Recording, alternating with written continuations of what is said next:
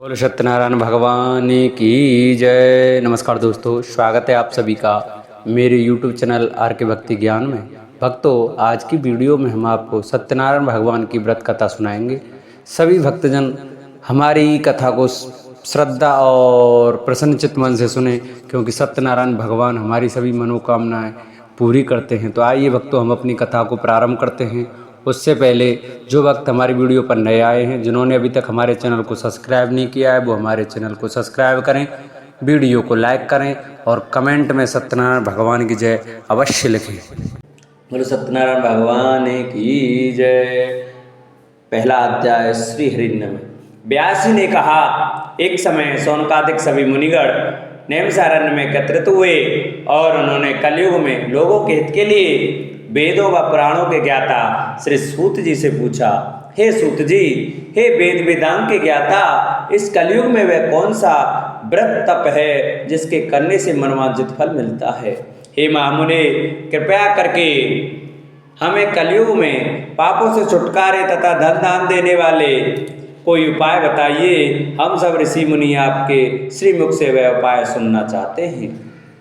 श्री सूत जी बोले, हे मुनि श्रेष्ठो, तुम धन्य हो जिसने प्राणियों के हित के लिए ऐसा उत्तम प्रश्न किया है। एक बार ऐसा ही प्रश्न नारद जी ने भगवान कमलापति से किया था, वही मैं आपको सुनाता हूँ। एक बार नारद जी भ्रमण करते करते पृथ्वी लोक में जा पहुंचे। उनका यह भ्रमण तीनों लोकों के प्राणियों के परोपकार की भावना को लेकर था। पृथ्वी लोक में जाकर उन्होंने देखा कि वहां लोग तरह तरह के कष्ट भोग रहे हैं। वे बार बार मृत्यु को प्राप्त होते हैं और हर बार विभिन्न योनियों में जन्म लेकर अपने कर्मों पापों का फल भोगते हैं। उन सभी दुखी प्राणियों को देखकर नारद सोचने लगे कि इनका कष्ट किस प्रकार दूर हो, किस प्रकार इन्हें इन दुखों से मुक्ति मिले। यही सब सोचते सोचते वे विष्णु लोक में आ गए। वहाँ 4 भुजा भगवान विष्णु शेष शैया पर विराजे हुए थे। वे शंख चक्र गदा व कमल अपने हाथों में धारण किए हुए थे। गले में वनमाला पड़ी थी। नारद जी ने मुक्त भाव से उन्हें देखा, फिर बोले, हे श्री हरि, मन और वाणी से परे हे अनंत शक्तिधारी, मैं आपको प्रणाम करता हूँ। हे प्रभु, आपका न आदि है, न मध्य है और न अंत है। आप इससे सर्वथा मुक्त हैं। हे सर्वात्मा के आदिकरण, मैं आपको नमस्कार करता हूँ।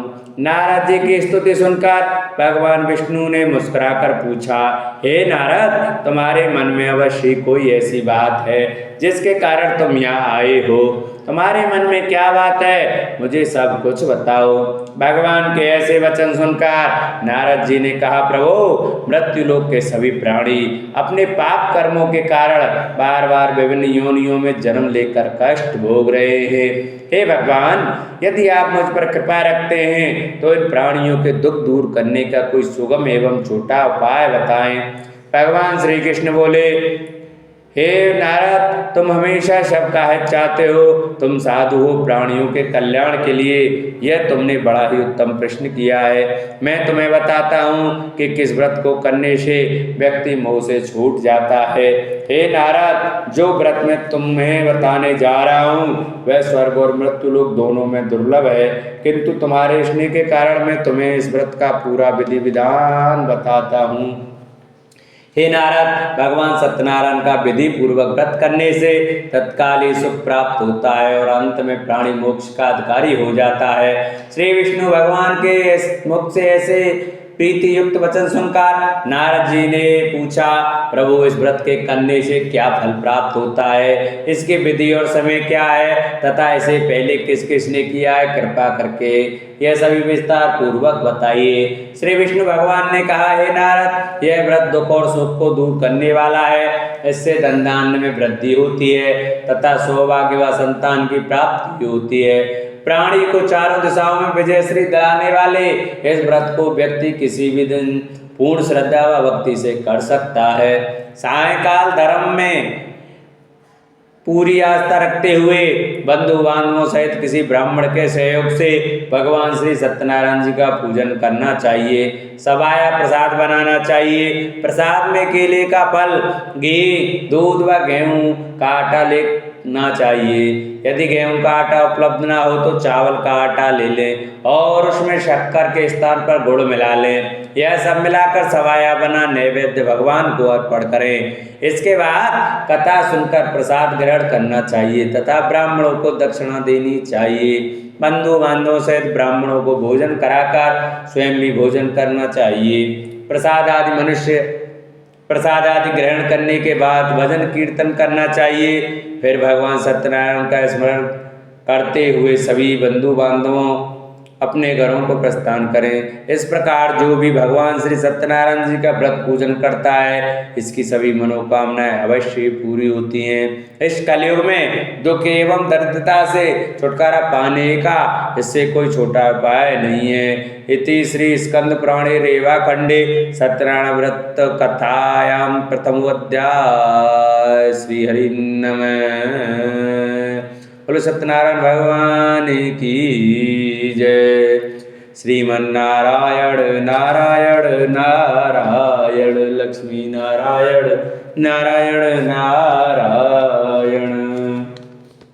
द्वितीय अध्याय। श्री हरि नमः। सूत जी बोले, हे ऋषि मुनि, पहले इस व्रत को किस किसने किया अब मैं तुम्हें इस व्रत में बताता हूँ। सुनिए। बहुत ही रमणीय स्थल काशीपुरी में एक बड़ा ही निर्धन ब्राह्मण रहता था। वह भूख प्यास से दुखी यहाँ वहाँ भटक भिक्षा मांगकर अपना पेट भरता था। इस ब्राह्मण को दुखी देखकर ब्राह्मणों से प्यार करने वाले भगवान विष्णु बड़े व्यथित हुए। फिर एक दिन वे बूढ़े ब्राह्मण का वेश धारण कर पृथ्वी पर आकर उस ब्राह्मण से बोले, हे विप्र, तुम इतने दुखी होकर इस पृथ्वी पर क्यों भटक रहे हो? कृपया कर मुझको अपनी विपदा बताओ। ब्राह्मण बोला, हे बंधु, मैं अत्यंत ही निर्धन और दुखी हूँ। क्या आप इस निर्धनता से मुक्त होने का कोई उपाय जानते हैं? यदि जानते हैं तो कृपया करके मुझको बताएं। मैं वह उपाय अवश्य करूँगा ताकि मुझे इस कष्टपूर्ण जीवन से मुक्ति मिले। बूढ़े ब्राह्मण ने कहा, सत्यनारायण स्वरूप भगवान विष्णु सबको मनचाहा फल देने वाले हैं। अतः हे विप्र, तुम उन्हीं का उत्तम व्रत व पूजन करो। भगवान सत्यनारायण का व्रत व पूजन करने से मनुष्य के सब दुख दूर हो जाते हैं। हे भगवान, गरीब ब्राह्मण ने कहा, कृपया मुझे उस व्रत का विधि विधान बताइए। आपके अनुसार मैं उत्तम फल प्रदान करने वाले इस व्रत को अवश्य करूँगा। बूढ़े ब्राह्मण वेशधारी भगवान विष्णु ने उसे सत्यदेव भगवान के व्रत पूजन का विधान बताया और अंतर्ध्यान हो गए। निर्धन ब्राह्मण ने मन ही मन में संकल्प लिया कि वह बूढ़े ब्राह्मण द्वारा बताया गया व्रत अवश्य करेंगे। इन्हीं विचारों के कारण उसे रात भर नींद नहीं आई। दूसरे दिन वह संकल्प के साथ भिक्षाटन के लिए निकला कि आज जो कुछ भी भिक्षा में मिलेगा उससे मैं सत्यनारायण जी का व्रत पूजन करूंगा। उस दिन उसे भिक्षा में काफी द्रव्य प्राप्त हुआ। उसी से ब्राह्मण ने अपने बंधु बांधवों सहित श्री सत्यनारायण भगवान का व्रत किया। व्रत के प्रभाव और भगवान सत्यदेव की कृपा से वह संपत्तिवान हो गया। तब से उस ब्राह्मण ने प्रतिमाह व्रत रखना आरंभ कर दिया और अंत में सब पापों से मुक्त हो मोक्ष को प्राप्त हुआ। हे विप्रो, इस प्रकार पृथ्वी पर जो कोई भी श्रद्धा पूर्वक इस व्रत को करेगा उसके सभी दुख दूर होंगे। श्रीमन नारायण जी ने यही वचन नारद जी से कहे थे।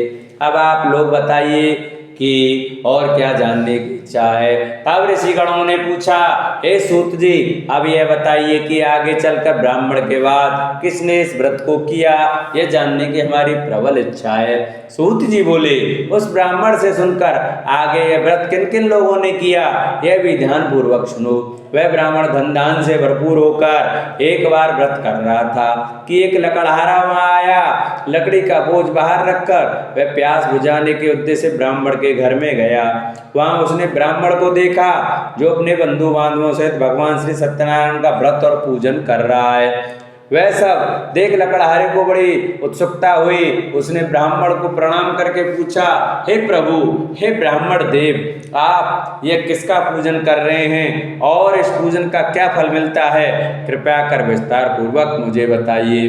ब्राह्मण बोला, हे भाई लकड़हारे, ये हम भगवान सत्यनारायण का व्रत और पूजन कर रहे हैं। सत्यदेव भगवान का यह व्रत सभी मनोरथों को सिद्ध करने वाला और सुख फलदायी है। उन्हीं की कृपा से मेरे घर यह सब धन धान्य और सुख वैभव है। यह जानकर लकड़हारा बहुत प्रसन्न हुआ। वह प्रसाद ग्रहण करके तथा जल पीकर बाहर आया और अपना गट्ठर उठाकर लकड़ी बेचने के लिए शहर को चल दिया। रास्ते में चलते चलते उसने सोचा कि आज ये लकड़ियां बेचकर जो भी धन प्राप्त होगा उससे मैं भी भगवान सत्यनारायण का व्रत और पूजन करूंगा। यह संकल्प कर वह उस बस्ती की ओर चल दिया जहाँ नगर के अमीर लोग रहते थे। भगवान सत्यनारायण की ऐसी कृपा हुई कि उस दिन उसे लकड़ियों के दुगने दाम प्राप्त हुए। लकड़हारे ने प्रसन्न होकर पके केले, शक्कर, घी, दूध और गेहूं का आटा सवाया बनवाकर खरीद लिया और अपने घर को चल पड़ा। लकड़हारे ने अपने भाई बांधवों सहित विधि पूर्वक भगवान का पूजन व्रत किया। व्रत के प्रभाव से वह पुत्रवान और धनवान बन गया। फिर इस लोक में चिरकाल तक सुख भोग कर अंत में भगवान सत्यनारायण की कृपा से उनके लोक को चला गया। श्री स्कंद पुराण रेवा खंडे श्री सत्यनारायण व्रत कथा 2य अध्याय पूर्ण हुआ। बोलो सत्यनारायण भगवान की जय। श्रीमन नारायण नारायण नारायण, लक्ष्मी नारायण नारायण नारायण। 3य अध्याय। श्री सूत जी बोले, हे मुनियो, अब मैं इससे आगे की कथा सुनाता हूँ, ध्यान पूर्वक सुनो। पूर्व काल में उल्कामुक नाम का एक बुद्धिमान राजा था। वह बड़ा ही जितेंद्रिय एवं सत्यवादी था। वह नित्य प्रति मंदिर आदि में जाकर ब्राह्मणों को दान दक्षिणा देकर प्रसन्न रखता था। उसकी रानी बड़ी पतिव्रता और सुमुखी थी। एक बार वे राजा रानी भद्रशिला नदी के तट पर भगवान सत्यनारायण का व्रत कर रहे थे। उसी समय साधु नामक एक वैश्य धनदान से भरी अपनी नौका लेकर वहां पहुंचा। साधु वैश्य ने नाव को किनारे पर लगाकर व्रत पूजन में व्यस्त राजा रानी को देखा। फिर उनके निकट जाकर विनय पूर्वक राजा से बोला, हे राजन, आप इतने भक्ति भाव से किस देवता का पूजन कर रहे हैं? कृपया कर यह सब वृतांत मुझे भी बताइए। राजा उनकी विनय सुनकर बोला, हे वैश्य, हम अपने बंधु बांधवों सहित विष्णु भगवान जैसे तेजस्वी भगवान श्री सत्यनारायण जी का व्रत और पूजन कर रहे हैं। यह सब हम पुत्र आदि की प्राप्ति के लिए कर रहे हैं। राजा की बात सुनकर साधु बोला, महाराज, आप कृपा करके मुझे इस व्रत के संबंध में सारा विधान बताएं ताकि मैं भी यह व्रत करूं। मेरे भी कोई संतान नहीं है, क्या इस व्रत के प्रभाव से मेरी संतान हो जाएगी? अवश्य होगी। वैश्य भगवान सत्यदेव किसी को कभी निराश नहीं करते। यह कहकर राजा ने उसे व्रत से संबंधित पूरा विधि विधान बता दिया। सब कुछ जान लेने के बाद वैश्य खुशी खुशी अपने घर चल दिया। घर पहुंचकर उसने अपनी पत्नी लीलावती को सब कुछ बताया। फिर बोला, यदि हमारे घर संतान हुई तो हम भी सत्यनारायण भगवान का व्रत करेंगे। उसकी पत्नी यह सुनकर बहुत प्रसन्न हुई। इस प्रकार दिन गुजरने लगे और कुछ समय बाद लीलावती गर्भवती हो गई। 10वें माह में उसने एक कन्या को जन्म दिया। यह कन्या चंद्रकला की भांति दिनों दिन बढ़ने लगी। इस कन्या का नाम कलावती रखा गया। एक दिन लीलावती ने अपने पति से कहा, स्वामी, आपने कहा था कि जब हमारे संतान उत्पन्न हो जाएगी तब आप भगवान सत्यनारायण का व्रत व पूजन करेंगे। अब आप अपने संकल्प के अनुसार यह कार्य क्यों नहीं करते? साधु बोला, प्रिय, हम कन्या के विवाह के समय यह व्रत कर लेंगे। इसके बाद वैश्य उन्हें अपने काम से दूसरे नगर को चला गया। इधर कन्या भगवान सत्यनारायण की कृपा से तेजी से बढ़ रही थी। एक दिन वैश्य ने अपनी पुत्री को सहेलियों के साथ विचरण करते देखा तो उसे सुधि आई कि कन्या सयानी हो गई है और अब इसका विवाह कर देना चाहिए। अतः पत्नी से विचार विमर्श करके उसने शीघ्र ही कन्या के योग्य वर तलाशने के लिए अपने दूतों को भेज दिया। वैश्य की आज्ञा पाकर दूत सर्वप्रथम सुसंपन्न कांचन नगर को चल दिए। कुछ दिनों के बाद वे वहां से एक बड़े ही गुणवान और सुंदर वैश्य पुत्र को अपने साथ ले आए। साधु वैश्य ने अपने बंधु बांधवों सहित उसे देखा और वार्तालाप करके संतुष्ट हो गया। फिर कुछ दिन के बाद उसने विधि पूर्वक अपनी कन्या का विवाह उसके साथ कर दिया। लेकिन दुर्भाग्यवश उस समय भी वह भगवान श्री सत्यनारायण जी का व्रत और पूजन करना भूल गया। परिणाम स्वरूप श्री सत्यनारायण भगवान रुष्ट हो गए। इस प्रकार कुछ समय बीत गया। अब वैश्य ने सोचा कि व्यापार के लिए चलना चाहिए। अपने कार्य के प्रति वह सदा ही सचेत रहता था। अतः अपने जमाता को लेकर वह व्यापार के लिए चल दिया। इस बार वह समुद्र के समीप रत्नसार नामक सुंदर और संपन्न नगर गया। वहां जाकर वह अपने जमाता के साथ व्यापार में व्यस्त हो गया। इस सुंदर और संपन्न नगर में राजा चंद्रकेतु का राज्य था। उस समय अपनी प्रतिज्ञा से भ्रष्ट हुए वैश्य को भगवान सत्यनारायण ने शाप दे दिया, हे वैश्य, तू घोर कष्ट को प्राप्त होगा। एक दिन राजा की संपत्ति चुराकर एक चोर वहां गया जहां वैश्य साधु और उसका जमाता ठहरे हुए थे। उसके पीछे राजा के सिपाही लगे थे, अतः डर के मारे उसने राजा का चुराया हुआ धन वहीं छोड़ दिया और अलोप हो गया। उसके पीछे पीछे आए सिपाहियों ने राजा का धन वहां पड़ा देखा तो चोरी के अपराध में उन दोनों वैश्यों को बंदी बना लिया गया। हर्षित होकर सिपाहियों ने जाकर राजा को बताया, महाराज, राजमहल में चोरी करने वाले 2 चोरों को हम पकड़ कर लाए, आप देखकर आज्ञा दें। राजा ने बिना कुछ देखे वाले विचार किए, आज्ञा दे कि इन दोनों को बंदी गृह में डाल दिया जाए। भगवान श्री सत्यनारायण जी की माया से किसी ने भी उनकी बात नहीं सुनी। राजा चंद्रकेतु की आज्ञा से उनका सारा धन भी छीन लिया गया। उधर भगवान के शाप के कारण वैश्य की पत्नी भी बहुत दुखी हो गई। उसके घर की सारी संपत्ति चोर चुरा ले गए। वह शरीर से रुग्ण होकर चिंतित अवस्था में अन्न के लिए घर घर भटकने लगी। पहनने ओढ़ने की क्या कहें, घर में खाने को अन्न का दाना तक नहीं रहा। ऐसा ही हाल उसकी पुत्री कलावती का भी था। एक दिन भूखी प्यासी कलावती एक ब्राह्मण के यहाँ गई जहाँ उसने भगवान सत्यनारायण जी का व्रत व पूजन होते देखा। उसने वहां बैठकर बड़ी श्रद्धा से कथा सुनी और प्रसाद लेकर रात को अपने घर लौटी। घर आने पर उसकी माँ ने पूछा, बेटी, इतनी रात गए तक तू कहाँ थी तथा तेरे मन में क्या है?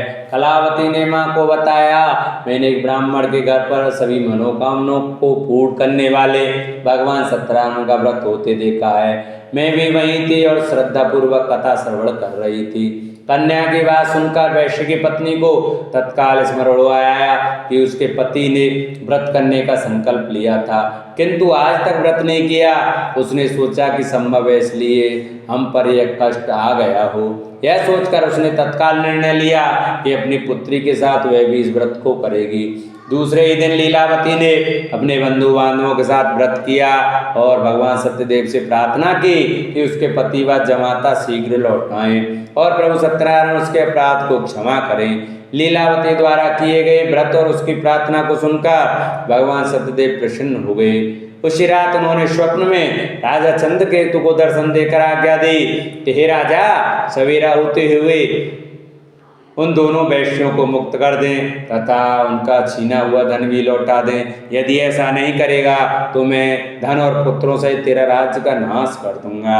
इतना कहकर भगवान अंतर्ध्यान हो गए। सुबह राजा की आंख खुली तो उसने सभी सभासदों को अपने स्वप्न के विषय में बताया।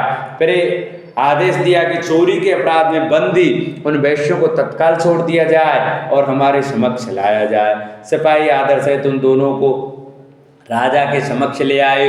दोनों ने नम्रता से राजा को नमस्कार किया। वे डर रहे थे कि राजा ना जाने अब क्या आज्ञा दे दें, लेकिन उन्हें देखकर बड़े ही आदर भाव से राजा ने कहा, भगवान ने आपको कष्ट दिया है किंतु अब डरने की कोई बात नहीं है। यह कहकर राजा ने बेड़ियां कटवाकर उनकी हजामत वगैरह बनवाई और गहने वस्त्रों से उन्हें अलंकृत कर उनकी प्रशंसा की। उनका जो धन छीना था उससे दोगुना धन देकर उन्हें विदा किया। दोनों ने राजा को प्रणाम किया तथा धन लेकर खुशी खुशी अपने घर को चल दिए।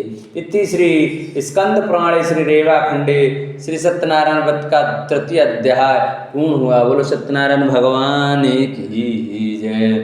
श्रीमन्नारायण नारायण नारायण लक्ष्मी नारायण नारायण नारायण। 4th अध्याय।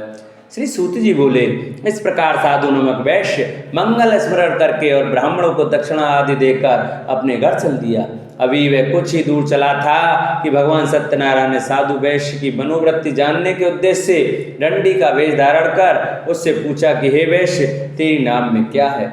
धन के मद में चूर वैश्य ने कहा, हे डंडी स्वामी, क्या तुम्हें मुद्रा चाहिए? मेरी नाम में तो बेल पत्र भरे हैं। वैश्य के ऐसे निष्ठुर वचन सुनकर डंडी वेशधारी भगवान सत्यनारायण का, हे वैश्य, तुम्हारा कहना सत्य हो। इतना कह डंडी वैश्य के पास से हटकर कुछ दूर समुद्र के किनारे जाकर बैठ गए। डंडी के जाने के बाद साधु ने महसूस किया कि नाव काफी हल्की हो गई है और कुछ फूली हुई लग रही है। वह बहुत चकित हुआ और कपड़ा हटाकर देखा। धन के स्थान पर बेलपत्र देखकर उसे मूर्छा आ गई। उसके जमाता ने उसे संभाला और जल आदि छिड़क कर होश में लाया। होश में आने पर वह अपने धन के लिए विलाप करने लगा। तब उनके दामाद ने कहा, इस प्रकार शोक क्या करते हैं, यह सब डंडी स्वामी का शाप है। वह डंडी सर्व समर्थ हैं, इसमें संशय नहीं है। उनकी शरण में चलिए, वहां जाने पर ही मनोवांछित फल मिलेगा। दामाद का कहना मानकर वैश्य डंडी स्वामी की शरण में गया और प्रणाम कर आदर पूर्वक बोला, हे प्रभु, मैंने जो कुछ भी आपसे कहा था उसके लिए मुझे क्षमा कर दें। ऐसा कहते समय वह महाशोक से व्याकुल हो उठा। वैश्य को रोते देखकर डंडी स्वामी ने कहा, रो मत, सुनो साधु, तुम मेरी पूजा से विमुख हुए हो। हे कुबुद्धि, इसलिए मेरी आज्ञा से ही तू बार बार दुख भोग रहा है। अब वैश्य को सारी बात समझ में आ गई। वह विनती करते हुए बोला, हे प्रभु, आपकी माया को तो ब्रह्मादि नहीं समझ सके, फिर मैं भला आपकी लीला कैसे समझ सकता हूँ। ब्रह्मादि भी आपकी अद्भुत रूप से व गुणों को नहीं जानते। हे प्रभु, मुझ पर प्रसन्न हो। मैं माया से भ्रमित मूढ़ बुद्धि आपको कैसे पहचान सकता हूँ। मैं अपनी सामर्थ्य अनुसार आपकी पूजा करूँगा, कृपया प्रसन्न हो। हे प्रभु, मेरा धन जैसा पहले था वैसा ही कर दें। मैं आपकी शरण में हूँ, मेरी रक्षा करें। वैश्य के ऐसे भक्ति युक्त वचनों को सुनकर भगवान सत्यनारायण प्रसन्न हुए और वैश्य को मन चाहा वर देकर अंतर्ध्यान हो गए। तब वैश्य अपनी नाव पर आया तो उसने उसे धन से भरी पाया। वह बोला, भगवान सत्यदेव की कृपा से मेरी मनोकामना पूर्ण हुई है। फिर उसने अपने जमात और साथियों से भगवान सत्यनारायण की पूजा की। भगवान सत्यदेव की कृपा पाकर साधु बहुत प्रसन्न हुआ। फिर नाव द्वारा अपने देश को चल दिया। अपने नगर के तट पर पहुंचकर उसने एक दूत को अपने घर भेजा। दूत ने साधु वैश्य के घर जाकर बताया कि आपके पति व जमाता सकुशल लौट आए हैं। यह जानकर वैश्य की पत्नी लीलावती अति प्रसन्न हुई। उस समय वे अपनी पुत्री के साथ भगवान सत्यनारायण की कथा व पूजन कर रहे थे। कथा समाप्त कर उसने प्रसाद ग्रहण किया और अपनी पुत्री से बोली, बेटी, मैं जाकर तेरे पिता को देखती हूँ, तू प्रसाद आदि ग्रहण करके आ जाना। कहकर वह चली गई। कन्या ने काम समाप्त किया और बिना प्रसाद व चरणामृत ग्रहण किए वह भी अपने पति से मिलने को चल दी। प्रसाद ग्रहण न करके वह पति के पास पहुंचे। इस प्रकार प्रसाद का अपमान करते देख भगवान सत्यदेव रुष्ट हो गए। उन्होंने उसके पति तथा धन से भरी नाव को जल में डुबो दिया। यह देखकर कन्या को बड़ा दुख हुआ और वह चक्कर खाकर भूमि पर गिर पड़ी। नाव को डूबते तथा कन्या को मूर्छित देखकर साधु को बड़ा आश्चर्य हुआ। मल्लाह भी अचरज करने लगे। लीलावती बेटी की ऐसी हालत देखकर बड़ी व्याकुल हुई और अपने पति से बोली, हे स्वामी, नाथ सहित जमाता कहाँ और कैसे गायब हो गए? मुझे तो लगता है कि यह अवश्य किसी देवता का कोप है। आखिर भगवान सत्यनारायण की लीला को कौन समझ सका है? यह कहकर वह पुत्री के साथ विलाप करने लगी। उसकी पुत्री ने कहा कि वह भी अपने पति के वियोग में यहीं जल समाधि ले लेगी। यह देखकर वैश्य बहुत दुखी हुआ। उसे समझते देखने लगी कि यह सब भगवान सत्यदेव के कुपित होने के कारण ही हुआ है। पुत्री या पत्नी से अवश्य कोई भूल हुई है। आखिर उनकी माया को कौन समझ सकता है? मैं स्वयं उनकी माया से मोहित हूँ। उसने उन्हें अपने पास बुलाकर अपनी शंका व्यक्त की और बोला, मैं विधि विधान से भगवान सत्यनारायण का पूजन करूँगा, वे मेरी पुत्री को क्षमा करें। इस बार क्षमा से भगवान से क्षमा याचना करने लगा तो भगवान सत्यदेव उस पर प्रसन्न हो गए। तभी भविष्यवाणी हुई, हे साधु, तेरी पुत्री मेरा प्रसाद छोड़कर अपने पति को देखने आई है। इसी कारण इसका पति नौका सहित अदृश्य हो गया है। यदि यह घर जाकर प्रसाद ग्रहण करके आए तो इसका पति से अवश्य ही मिल जाएगा, इसमें कोई संशय नहीं है। वैश्य की पुत्री ने भी यह भविष्यवाणी सुनी। वह तत्काल घर गई और प्रसाद ग्रहण किया। जब कन्या लौट कर आई तो उसका पति सही सलामत वहां उपस्थित था। यह देखकर वह बहुत प्रसन्न हुई और पिता से बोली, हे पिताजी, अब घर को चलिए, अब क्या देर है। हे बेटी, हमें भगवान सत्यदेव का पूजन करना है। कहकर साधु ने सबके साथ मिलकर भगवान सत्यनारायण की कथा व पूजन किया। फिर अपने बांधवों व जमाता सहित घर आ गया। उस दिन के बाद वे प्रत्येक पूर्णिमा संक्रांति को भगवान सत्यनारायण का पूजन करते हुए अनेक सुख भोगता हुआ अंत में भगवान सत्यनारायण के वैकुंठ लोक को चला गया, जो देवताओं के लिए भी दुर्लभ है तथा जहाँ सत्य रज तम तीनों गुण अप्रभावी रहते हैं। श्री स्कंद पुराण के रेवा खंडे की सत्यनारायण भगवान का चतुर्थ अध्याय पूर्ण हुआ। बोलो सत्यनारायण भगवान की जय। श्रीमन नारायण नारायण नारायण लक्ष्मी नारायण नारायण नारायण। 5वां अध्याय। श्री सूत जी ने कहा, हे मुनिगणों सुनो, अब मैं तुम्हें इससे आगे की कथा सुनाता हूँ। तुंगज नामक एक राजा था जो अपनी प्रजा का संतान की भांति पालन करता था, किंतु भगवान सत्यनारायण का प्रसाद न लेने से उसे भी बहुत दुख उठाने पड़े। एक दिन राजा शिकार खेलने के लिए वन में गया, जहाँ उसने बहुत से जीवों का शिकार किया। वहीं एक बट वृक्ष के नीचे उसने कुछ ग्वालों को भगवान सत्यनारायण का पूजन करते देखा, किंतु गर्व के कारण न तो वह पूजन स्थल तक गया और न ही भगवान को प्रणाम किया। फिर भी गोप ग्वाले प्रसाद लेकर राजा के पास गए। प्रसाद को राजा के समीप रखकर वे पूजन स्थल को लौट गए। राजा ने प्रसाद की ओर देखा भी नहीं, जिसके कारण उसे बड़ा ही दुख भोगना पड़ा। उसके 100 पुत्र, धन धान्य व राज सभी कुछ नष्ट हो गए। अतः राजा वहीं पहुंचा जहां भगवान सत्यदेव का पूजन हो रहा था। वहां जाकर राजा ने ग्वाल बालों के संग भगवान सत्यनारायण का पूजन किया और क्षमा याचना की। इससे भगवान सत्यनारायण प्रसन्न हुए। उनकी कृपा से उसे पुत्र आदि सब कुछ पुनः प्राप्त हो गया। फिर इस जीवन में सुख भोग कर अंत में वह सत्यनारायण भगवान के लोक को चला गया। इस परम दुर्लभ सत्यनारायण व्रत को जो भी धारण करता है और इसकी फलदायी कथा को भक्ति पूर्वक सुनता है, उसे श्री सत्यनारायण की कृपा से भरपूर धन धान्य आदि प्राप्त होते हैं, दरिद्र धन पाते हैं, बंदी बंधनों से मुक्त हो जाते हैं, भयग्रस्त को भय मिट जाता है। यह निसंदेह सत्य है। इस कथा व व्रत के प्रभाव से व्यक्ति जीवन भर सुख भोग कर अंत में सत्यलोक को पाता है। हे विप्रो, यह मैंने सत्यनारायण व्रत की कथा कही। इसके प्रभाव से व्यक्ति सब बंधनों से मुक्त हो जाता है।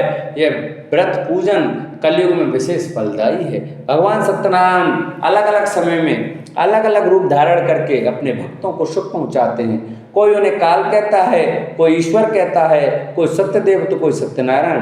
अनेक रूप धारण कर भी वे मन चाहा फल देने वाले हैं। कलयुग में सत्यव्रत रूपी सनातन सत्यनारायण ही होंगे। सभी को मन चाहा फल देने के लिए भगवान विष्णु ने सत्यनारायण का रूप धर लिया है। हे मुनिगण, जो इस कथा का नित्य पाठ करेंगे अथवा सुनेंगे, श्री सत्यनारायण की कृपा से उनके समस्त पाप नष्ट हो जाएंगे। सूत जी बोले, हे मुनीश्वरों, जिन्होंने सत्यनारायण का व्रत पहले किया था उनके अगले जन्म की कथा सुनाता हूँ, सुनो। महान बुद्धिमान सतानंद ब्राह्मण सुदामा हुआ और कृष्ण की आराधना कर मोक्ष को प्राप्त हुआ। लकड़ी बेचने वाला लकड़हारा भील गुहराज बना और श्री राम जी की सेवा कर मोक्ष का अधिकारी हुआ। राजा उल्कामुख महाराज दशरथ हुए और श्री रंगनाथ की पूजा कर वैकुंठवासी हुए। साधु नामक वैश्य सत्य व्रतधारी मूर्धज राजा बना। वह आधा शरीर आरे से चीरकर दान देने के कारण मोक्ष को प्राप्त हुआ। राजा तुंगध्वज स्वयं मनु हुए। वे सभी को वैष्णव पथ पर लगा भागवत बना वैकुंठ को गए।